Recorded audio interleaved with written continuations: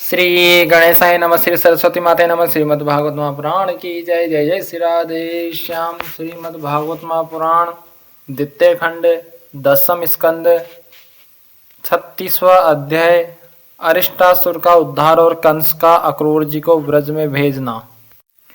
श्री सुखदेव जी कहते हैं, परीक्षित, जिस समय भगवान श्री कृष्ण व्रज में प्रवेश कर रहे थे और वहां आनंद उत्सव की धूम मची हुई थी, उस समय अरिष्टासुर नाम का एक दैत्य बेल का रूप धारण करके आया। उसका कुकुद, कंधे का पुट्ठा या थुआ और डील डोल दोनों ही बहुत बड़े बड़े थे। वह अपने खुरों को इतने जोर से पटक रहा था कि उससे धरती कांप रही थी। वह बड़े जोर से गरज रहा था और पैरों से धूल उछालता जाता था। पूंछ खड़ी किए हुए था। सींगों से चहार दीवारी, खेतों की मेड़ आदि तोड़ता जाता था। बीच बीच में बार बार मूतता और गोबर छोड़ता जाता था। आंखें फाड़कर इधर उधर दौड़ रहा था। परीक्षित उसके जोर से हकड़ने से, निष्ठुर गर्जना से भयवश स्त्रियों और गौवों के 3-4 महीने के गर्भ स्त्रवित हो जाते थे और 5-6 महीने के गिर जाते थे। और तो क्या कहूँ, उसके कुकुद को पर्वत समझकर बादल उस पर आकर ठहर जाते थे। परीक्षित उस तीखे सींग वाले बेल को देखकर गोपियां और गोप सभी भयभीत हो गए। पशु तो इतने डर गए कि अपने रहने का स्थान छोड़कर भाग ही गए। उस समय सभी व्रजवासी श्री कृष्ण हमें इस भय से बचाओ, इस प्रकार पुकारते हुए भगवान श्री कृष्ण की शरण में आए। भगवान ने देखा कि हमारा गोकुल अत्यंत भयातुर हो रहा है, तब उन्होंने डरने की कोई बात नहीं है यह कहकर सबको ढांढस बंधाया और फिर वृषासुर को ललकारा, अरे मूर्ख महादुष्ट, तो इन गोवों और ग्वालों को क्यों डरा रहा है? इससे क्या होगा? देख, तुझे जैसे दुरात्मा दुष्टों के बल का घमंड चूर चूर कर देने वाला यह मैं हूँ। इस प्रकार ललकार कर भगवान ने ताल ठोकी और उसे क्रोधित करने के लिए वे अपने एक सखा के गले में बांह डालकर खड़े हो गए। भगवान श्री कृष्ण की इस चुनौती से वह क्रोध के मारे तिलमिला उठा और अपने खुरों से बड़े जोर से धरती खोदता हुआ श्री कृष्ण की ओर झपटा। उस समय उसकी उठाई हुई पूंछ के धक्के से आकाश के बादल तीतर बीतर होने लगे। उसने अपने तीखे सींग आगे कर लिए। लाल लाल आंखों से टकटकी लगाकर श्री कृष्ण की ओर टेढ़ी नजर से देखता हुआ वह उन पर इतने वेग से टूटा मानो इंद्र के हाथ से छोड़ा हुआ वज्र हो। भगवान श्री कृष्ण ने अपने दोनों हाथों से उसके दोनों सींग पकड़ लिए और जैसे एक हाथी अपने से भिड़ने वाले दूसरे हाथी को पीछे हटा देता है, वैसे ही उन्होंने उसे 18 पग पीछे ठेल कर गिरा दिया। भगवान के इस प्रकार ठेल देने पर वह फिर तुरंत ही उठ खड़ा हुआ और क्रोध से अचेत होकर लंबी लंबी सांस छोड़ता हुआ फिर उन पर झपटा। उस समय उसका सारा शरीर पसीने से लथपथ हो रहा था। भगवान ने जब देखा कि अब मुझ पर प्रहार करना ही चाहता है, तब उन्होंने उसके सींग पकड़ लिया और उसे लात मारकर जमीन पर गिरा दिया और फिर पैरों से दबाकर इस प्रकार उसका कचूमर निकाला जैसे कोई गीला कपड़ा निचोड़ रहा हो। इसके बाद उसका सिंह उखाड़कर उसको खूब पीटा, जिससे वह पड़ा ही रह गया। परीक्षित, इस प्रकार वह देते मुंह से खून उगलता और गोबर मूत करता हुआ पैर पटकने लगा। उसकी आंखें उलट गई और उसने बड़े कष्ट के साथ प्राण छोड़े। अब देवता लोग भगवान पर फूल बरसा बरसा कर उनकी स्तुति करने लगे। जब भगवान श्री कृष्ण ने इस प्रकार बेल के रूप में आने वाले अरिष्टासुर को मार डाला, तब सभी गोप उनकी प्रशंसा करने लगे। उन्होंने बलराम जी के साथ गोष्ठ में प्रवेश किया और उन्हें देख देख कर गोपियों के नयन मन आनंद से भर गए। परीक्षित, भगवान की लीला अत्यंत अद्भुत है। इधर जब उन्होंने अरिष्टासुर को मार डाला, तब भगवानमय नारद, जो लोगों को शीघ्र से शीघ्र भगवान का दर्शन कराते रहते हैं, कंस के पास पहुंचे। उन्होंने उससे कहा, कंस, जो कन्या तुम्हारे हाथ से छूटकर आकाश में चली गई, वह तो यशोदा की पुत्री थी, और व्रज में जो श्री कृष्ण है वे देवकी के पुत्र है। वहाँ जो बलराम जी है वे रोहिणी के पुत्र है। वसुदेव ने तुमसे डरकर अपने मित्र नंद के पास उन दोनों को रख दिया है। उन्होंने ही अब तुम्हारे अनुचर दैत्यों का वध किया है।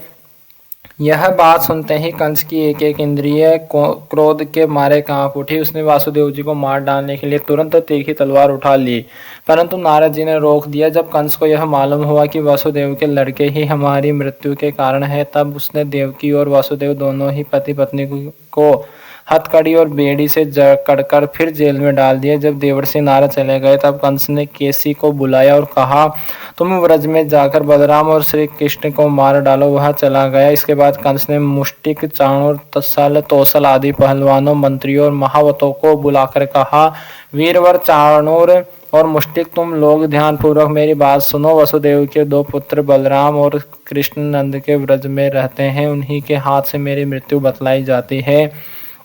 अतः जब वे यहाँ आवे तब तुम लोग उन्हें कुश्ती लड़ाने के बहाने मार डालना। अब तुम लोग भांति भांति के मंच बनाओ और उन्हें अखाड़े के चारों ओर गोल गोल सजा दो। उन पर बैठकर नगरवासी और देश की दूसरी प्रजा इस स्वच्छंद दंगल को देखे।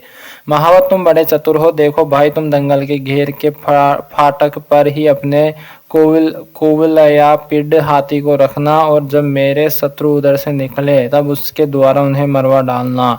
इस चतुर्दशी को विधि पूर्वक धनुष यज्ञ प्रारंभ कर दो और उसकी सफलता के लिए वरदानी भूतनाथ भैरव को बहुत से पवित्र पशुओं की बलि चढ़ाओ।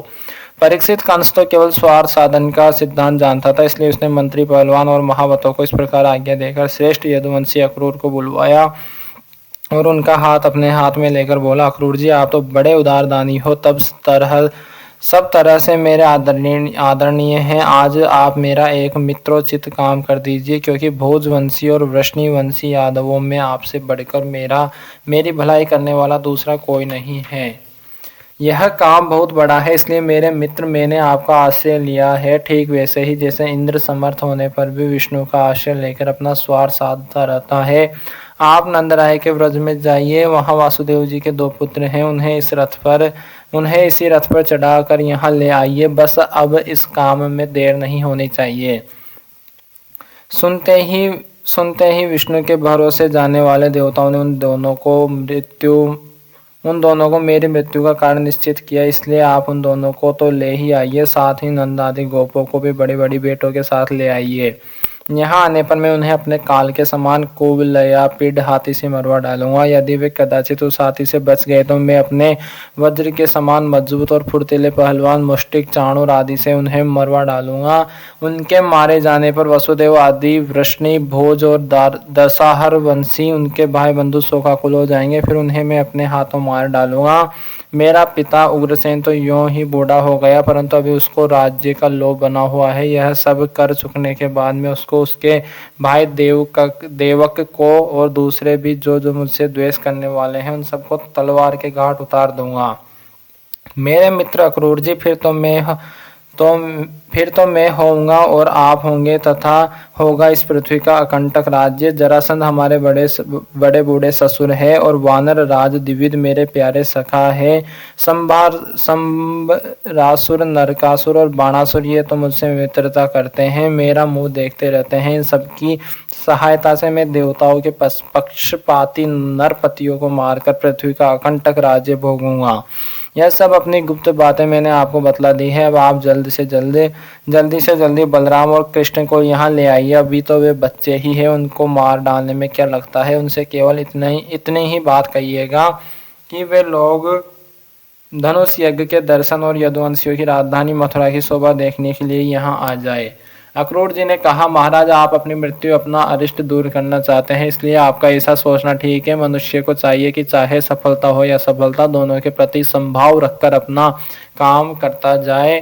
फल तो प्रयत्न से नहीं, देवी प्रेरणा से मिलते हैं। मनुष्य बड़े बड़े मनोरथों के पुल बांधता रहता है, परंतु वह यह नहीं जानता कि देव ने प्रारब्ध इसे पहले से ही नष्ट कर रखा है। यही कारण है कि कभी प्रारब्ध के अनुकूल होने पर प्रयत्न सफल हो जाता है तो वह हर्ष से फूल उठता है, और प्रतिकूल होने पर विफल हो जाता है तो शोकग्रस्त हो जाता है। फिर भी मैं आपकी आज्ञा का पालन तो कर ही रहा हूँ।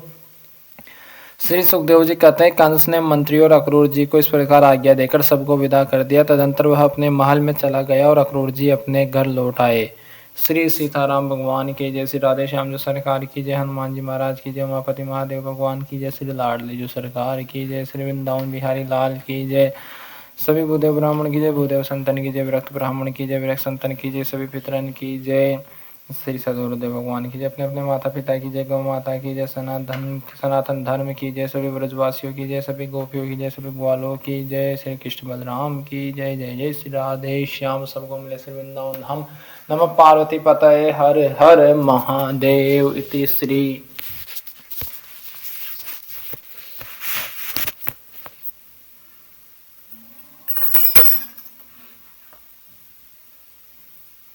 ओम सकराय नमः।